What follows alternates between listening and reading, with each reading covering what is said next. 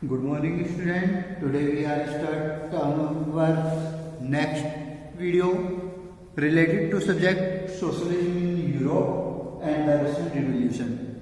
इसमें हमने जाना था कि सबसे पहले कि यूरोप में सोशलिज्म की मांग क्यों बढ़ी। साथ ही साथ हमने ये जाना था कि रशियन एम्पायर किस तरीके से इसमें इंक्लूड हुआ, किस तरीके से सपोर्ट किया गया, किस तरीके से ब्रिटिश इंडस्ट्री रही, किस तरीके से ये सोसाइटी और सोशोलॉजिकल चेंज हुए, इन सभी चीज़ों के बारे में हमने अध्ययन किया था। अब हमारा टॉपिक है socialism in Russia. Socialism Europe की तरह सोशलिज्म रशिया में किस तरीके से आया। जैसा कि हम जानते हैं कि इंडस्ट्रियल रिवॉल्यूशन काफ़ी अलग रहा है रशिया का। उसमें इंडस्ट्रियल रिवॉल्यूशन होने के साथ साथ सोशलिज्म अपने आप बढ़ता हुआ चला है, या फिर इवैल्यूएशन रिवॉल्यूशन और एक साथ हुआ है, इंडस्ट्रियलाइजेशन और रिवॉल्यूशन एक साथ हुआ है यहाँ पर। आइए जानते हैं कि किस तरीके से यहाँ पर वर्क किया गया। All political parties are illegal in the Russian before 1914। 1914 से पहले सभी प्रकार की पॉलिटिकल पार्टी यहाँ पर इलीगल हुआ करती थी, लेकिन धीरे धीरे democratic social democratic worker party founded हुई 1898 में, जिसने सोशलिस्ट के आइडिया पर वर्क किया, मार्क्स के आइडिया पर, और इन्होंने गवर्नमेंट की पॉलिसियाँ बदलनी शुरू की। इसने ऐसे ऑपरेशन करने शुरू किए जो इलीगल ऑर्गेनाइजेशन के अंतर्गत इसे रखते थे। यह सेटअप कर रही थी एक न्यूज़पेपर को, जिससे मोबिलाइज किया जा सके ऐसे वर्करों को जो ऑर्गेनाइज करते थे स्ट्राइकों को या ऐसे आंदोलनों को जो सोशलिज्म की मांग रखते थे। साथ ही साथ रशिया की यह सोशलिस्ट पार्टी रशिया में पीसेंट्स के कस्टमों को, उसके नियमों को सुधारने का कार्य कर रही थी। लैंड पीरियडिकली रूप से नेशनल सोशलिस्टों की मांगों पर चल रहा था या नेचुरल सोशलिस्टों की मांगों पर चल रहा था। पीसेंट्स और वर्कर मुख्य रूप से फोर्सफुली रिवॉल्यूशन की तरफ मुड़ते जा रहे थे। रशिया पूरी तरीके से सोशलिस्ट की भावना से घिरा हुआ दूसरे देशों की ओर बढ़ रहा था। समाज में मुख्य रूप से हम देखते हैं उस समय के दौरान, कंट्री साइड के दौरान 19वीं शताब्दी में इससे कि किस तरीके से ये कंट्री साइड बढ़ती जा रही थी, किस तरीके से सोशलिस्ट रिवॉल्यूशनरी पार्टी 1900 के आसपास निर्माण हुआ जिसका वह वर्क कर रही थी, किस तरीके से स्ट्रगल में थे उस समय के किसान और क्या उनकी डिमांड थी, उन्हें किस तरीके से सुधारा जाने की कोशिश की जा रही थी। सोशल डेमोक्रेट्स के अंतर्गत हम देख रहते हैं कि किस तरीके से सोशलिस्ट रिवॉल्यूशनरी पैदा होने लगे थे पीसेंट्स में से, और किस तरीके से ये पीसेंट्स यूनाइटेड ग्रुप बनाने लगे थे। साथ ही पुअर और रिच का जो भेदभाव था वह भी देखने को मिलता है उस समय के दौरान कि किस तरीके से लेबर, कैपिटलिस्ट और एम्प्लॉयर वर्क कर रहे थे, किस तरह की डिफ्रेंसिएशन थी उस समय के दौरान, यह भी देखने को मिलता है। साथ ही साथ किस तरीके से अलग अलग हिस्सों में सोशलिस्ट मूवमेंट हो रहे थे, यह सब उस समय के सोशलिज्म में देखने को मिलता है। यह पार्टी किस तरीके से डिवाइड कर रही थी अपनी स्ट्रेटेजी को और ऑर्गेनाइजेशन को। व्लादिमीर लेनिन जो ब्रोक्विस ग्रुप को लीड कर रहे थे, वे एक रिप्रेसिव सोसाइटी का निर्माण कर रहे थे ट्रांसलेट रशिया के अंतर्गत, जो मुख्य रूप से एक खास प्रकार की चीज़ को रिप्रेजेंट कर रही थी, जो कंट्रोल कर रही थी बहुत सारे लोगों को और क्वांटिटी ऑफ मेंबर्स को। साथ ही साथ मेंशेविक दूसरे थे जिन्होंने यह कार्य शुरू किया था पार्टी के रूप में जर्मनी में। अब जानते हैं एक ट्रूबलेंट टाइम के बारे में। वह कैसा अशांति का समय रहा जब ये बदलाव आने लगे। 1905 के आसपास से जो क्रांति आई, इसने किस तरह के बदलाव लाए, किस तरह से वह समय अशांति से भरा हुआ था और इस तरह के विद्रोह होने लगे थे, उन चीज़ों पर बात हो रही है। रशिया उस समय के दौरान तक एक ऑटोक्रेसी से बिलोंग करता था। ऑटोक्रेसी बिल्कुल डिक्टेटरशिप की तरह है, लेकिन इसमें क्या होता है, इसमें राजा द्वारा ही निरंकुश शासन किया जाता है। मतलब कि मोनार्ची होते हुए डिक्टेटर टाइप की मोनार्ची होती है, एक डिक्टेटर टाइप की मोनार्ची होने के कारण इसे ऑटोक्रेसी कहा जाता है। तो ऑटोक्रेसी में डिक्टेटर टाइप की मोनार्ची होती है और वह उसके द्वारा रशिया में एम्पायर हो रहा था, रशिया में शासन होने लगा था। यूरोपियन रूलर्स मुख्य रूप से 20वीं शताब्दी की शुरुआत के तौर पर देखने को मिलते हैं कि किस तरीके से टसार किसी सब्जेक्ट से ना रिलेट करते हुए पार्लियामेंट का निर्माण करने के पक्ष में नहीं था, और किस तरीके से लिबरल रशिया के अंतर्गत एक कैंपेनिंग की जा रही थी स्टेट अफेयर्स को एंड करने के लिए। सोशल डेमोक्रेट्स के अंतर्गत सोशलिस्ट रिवॉल्यूशनरी किस तरीके से वर्क कर रहे थे पीसेंटों की मांग को पूरा करने के लिए। साथ ही साथ वर्कर किस तरीके से क्रांति में भाग ले रहे थे या रिवॉल्यूशन में भाग रहे थे 1905 के, उनके डिमांड क्या थे और कॉन्स्टिट्यूशन को लेकर उनकी डिमांड क्या थी, ये सब देखने को मिलता है। साथ ही हम सपोर्ट करते हैं उस शासन को जो नेशनलिस्ट के रूप में पोलैंड में टेस्ट किया हुआ था। साथ ही साथ मुस्लिम डोमेन के अंतर्गत हम जडीस को देखते हैं जो चाहते थे मॉडर्नाइज करना ईरान इस्लाम को अपनी सोसाइटी के अंतर्गत। असल में ये जडीस कौन होते थे? मुस्लिम रिफॉर्मर या मुस्लिम सुधारक वे सुधारक हैं जो रशिया में एम्पायर का निर्माण कर रहे हैं या रशियन एम्पायर से जुड़े हुए हैं। अब आते हैं ईयर 1904 में। उस समय के दौरान रशियन वर्कर्स प्राइस को धीरे धीरे अपनी तरीके से चाहते थे। वे चाहते थे कि एक रियल वेजेज हो, डिक्लीन हो जाए 20% तक की यहाँ पर, मतलब कि वे चाहते थे रियल वेजेज के रूप में ऐसे रिफ्लेक्ट वेजेज को जो गुड्स को एक्चुअली बाय करने के लिए, मतलब कि वे उससे आसानी से चीज़ों को खरीद पाएं। The empire of the worker कि किस तरीके से the membership of worker association rose dramatically, और यही वजह थी कि उस समय के दौरान इन वर्करों की मेंबरशिप के दौरान एक एसोसिएशन बनती जा रही थी ड्रामेटिकल रूप से, और वे मेंबर असेंबली का निर्माण करने की कोशिश कर रहे थे रशियन वर्कर के रूप में 1904 में, जिसके कारण डिसमिस किया गया था उस समय के दौरान पुटलोव आयरन वर्क्स को, और साथ ही साथ इसे इंडस्ट्रियल एक्शन के रूप में रखा गया था। साथ ही इसके अलावा हम व्यू देखते हैं कि लगभग 1,10,000 वर्कर सेंट पीटर्सबर्ग के स्ट्राइक की डिमांड कर रहे थे और रिड्यूसिंग चाहते थे वर्किंग डेज में। साथ ही साथ 8 घंटे से कम का चाहते थे वे अपने पर्टिकुलर टाइमिंग में, और अपने वेजेज में भी सुधार चाहते थे, अपनी मेहनताने में भी सुधार चाहते थे, इम्प्रूवमेंट चाहते थे वर्किंग कंडीशन में, जिसके कारण ये 1,10,000 वर्कर लगातार स्ट्राइक पर उतारू थे। साथ ही साथ हम देखते हैं उसी समय के दौरान उस प्रोसेशन को जिसमें ये वर्कर लगातार अपने फादर गोपेंस को रीच कर रहे थे। ये आपके वहाँ के चर्च के फादर थे। विंटर पैलेस के अंतर्गत पुलिस और के किस तरीके से इन पर अटैक करती है ये भी देखने को मिलता है। इसके अलावा 100 वर्कर वहाँ पर मारे गए थे और 300 के करीब घायल हो गए थे। इसके अलावा इस इंसिडेंट को ब्लडी संडे के नाम से भी जाना जाता है। यह एक खास इंसिडेंट है, ब्लडी संडे के नाम से जाना जाने वाला, तो इसके नोट्स आप जरूर कंप्लीट करेंगे। यह स्टार्ट हुआ था एक श्रेणी के रूप में, जिसमें हम इवेंटों के रूप में देखते हैं कि 1905 के आसपास इस तरह की क्रांति देखने को मिलती है जो पर्टिकुलर इस समय के दौरान हुई थी। साथ ही इस पर्टिकुलर समय के दौरान इस क्रांति की वजह से विभिन्न प्रकार के बदलाव आए। 1905 के आसपास के इस रिवॉल्यूशन के अंतर्गत हम तसार को भी देखते हैं कि किस तरीके से वे वर्क करते हैं और क्रिएशन करते हैं एक कम्युनिटी पार्लियामेंट की डूमा में। साथ ही हम देखते हैं कि इस बिहाफ के अंतर्गत किस तरीके से यह क्रांति बड़े नंबरों पर बढ़ती चली जाती है और ट्रेड यूनियन को किस तरीके से खत्म करने की कोशिश करती है। साथ ही साथ ये देखते हैं ट्रेड यूनियन बढ़ने के कारण यह क्रांति और भी ज़्यादा बढ़ती जा रही है। फैक्ट्री वर्कर्स के अंतर्गत जो 1905 में कमेटी के रूप में बनती है, और साथ ही यूनियन वर्क अनऑफिशियली के रूप में यह डिक्लेयर होती है, जो एक इलीगल पार्टी के रूप में डिक्लेयर की जाती है वहाँ की मोनार्ची द्वारा।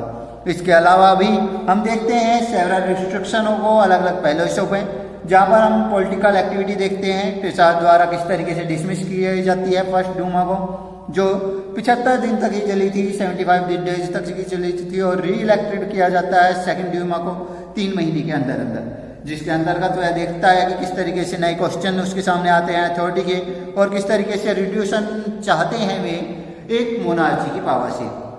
मोनार्ची की पावर को रिड्यूस करने की कोशिश की जाती है और यह चेंजेज वोटिंग लॉ के रूप में आते हैं सामने, जो थर्ड ड्यूमा द्वारा फिर से कंजर्वेटिव पॉलिटिशियन के रूप में सामने आते हैं। इसके अंतर्गत हम कैसे देखते हैं कि लिबरल और रिवोल्यूशनरी मिलकर कार्य करते हुए किस तरीके से नए प्रकार की पार्लियामेंट का निर्माण करते हैं, और इस पार्लियामेंट को थर्ड ड्यूमा के नाम से रिप्रेजेंट किया जाता है, और साथ ही साथ इस पार्लियामेंट द्वारा किस तरीके से वहां पर इलेक्शन करवाने की कोशिश की जाती है। The first world war and the Russian empire. इसी के साथ चलते हैं हम अपने नेक्स्ट पॉइंट पर इस टॉपिक के। The first world war and the Russian revolution, ये उस समय के दौरान पहला विश्व युद्ध और प्रथम विश्व युद्ध कैसे हुआ और इसमें रशिया एम्पायर की क्या भूमिका थी, इस चीज से बात करते हैं। क्योंकि उस समय के रशिया को हम देखते हैं अपनी उसी फिगर में जो मैप में शुरुआत के तौर पर दिखाई गई थी हमें, कि किस तरीके से रशिया आसपास के छोटे छोटे राज्यों से भिड़ने लगा था, उनसे कॉन्फ्लिक्ट होने लगे थे, उनसे झगड़े होने लगे थे। ये लगभग 10 ऐसे छोटे छोटे राज्य थे जिन्हें देश थे या फिर नेशनल स्टेट थे या फिर एक तरीके से देश ही कहा जा सकता है, कि जिनसे इनके कॉन्फ्लिक्ट शुरू हो गए थे। तो किस तरीके से इन्होंने इन चीज़ों को बिल्टअप किया, किस तरीके से फर्स्ट वर्ल्ड वॉर का रूप इन चीज़ों ने लिया, इन सभी चीज़ों पर चर्चा होने वाली है। 1914 के आसपास यह युद्ध शुरू हुआ और यह युद्ध 2 यूरोपियन अलायंस के बीच में हुआ। पहला अलायंस था जर्मनी, ऑस्ट्रेलिया और टर्की का, जिसे सेंटर पावर का नाम दिया गया, और उसके बाद दूसरा था फ्रांस, ब्रिटेन और रशिया का, जिसमें बाद में इटली और रोमानिया भी जुड़ गई थी। Any problem? इसके अलावा इस कंट्री के अंतर्गत ग्लोबल एम्पायर के रूप में हम रशिया को देखते हैं कि किस तरीके से इसने युद्ध में भाग लेते हुए विभिन्न प्रकार के आउटसाइड यूरोप के को जोड़ दिया, एज वेल एज यूरोप तक यह फर्स्ट वर्ल्ड वॉर का रूप भर गया था और पहुंच गया था। किस तरीके से हम रशियन सोल्जर को देख रहे हैं इस फिगर्स में, कि किस तरीके से ये बैठे हुए हैं फर्स्ट वर्ल्ड वॉर के दौरान की यह फिगर पिक्चर दिखाई गई है, फोटो दिखाई गई है। इसमें इंपीरियल रशियन आर्मी को दिखाया गया है कि किस तरीके से वह कम आई थी, और इसे रशियन स्टीम रोलर के नाम से जाना जाता था। यह एक बहुत बड़ी आर्म फोर्स हुआ करती थी विश्व की उस समय के दौरान, सबसे बड़ी आर्म फोर्स विश्व की यह हुआ करती थी। इसके अलावा हम आर्मी के रूप में शिफ्ट करते हुए इसकी लॉयल्टी को देखते हैं, इसके विश्वास को देखते हैं, इसकी ईमानदारी को देखते हैं, और साथ ही साथ इसके सपोर्टिंग सिस्टम को देखते हैं कि किस तरीके से रिवोल्यूशनरी से सपोर्ट करते थे, और तीसरी पावर के रूप में किस तरीके से एक होती है, इस चीज के बारे में भी जानते हैं। आइए जानते हैं अपने टॉपिक पर कि किस तरीके से वर्ल्ड वॉर फर्स्ट ने अपना रूप जमाना शुरू किया था उस समय के दौरान।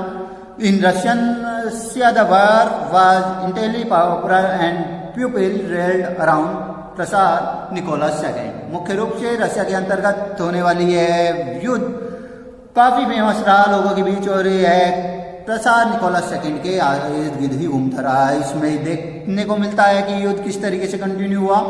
थ्रू द प्रसार refuse to consult the main party in the Dumas.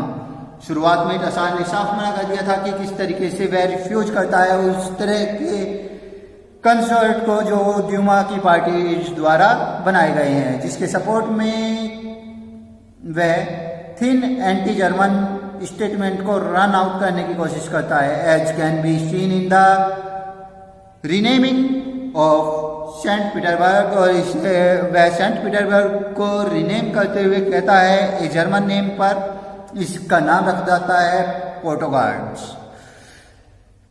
इसके कारण टिसानिया अलेक्जेंडर जर्मन ओरिजिन के होते हुए एक पुअर एक्टिव एडवाइजर के रूप में स्पेशली मोंक कहलाने वाले या एक प्रकार के संत हुआ करते थे रास्पुटिन में, जो निर्माण करते हैं एक ऑटोक्रेसी का, जो काफी अनपॉपुलर रही थी उस समय के दौरान।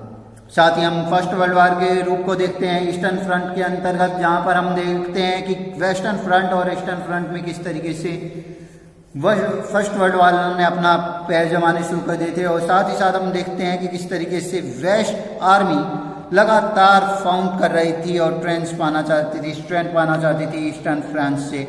साथ ही ईस्ट आर्मी के दौरान किस तरीके से मूव हो रही थी गुड डील, और यह किस तरीके से बैटल में आगे बढ़ती जा रही थी लार्ज मात्रा में, यह भी देखने को मिलता है। किस तरीके से यह डिफेंड करती रही थी, यह शॉकिंग है सभी लोगों के लिए आज भी कि किस तरीके से यह डेमोरलाइजिंग कर रही थी पर्टिकुलर एरिया की।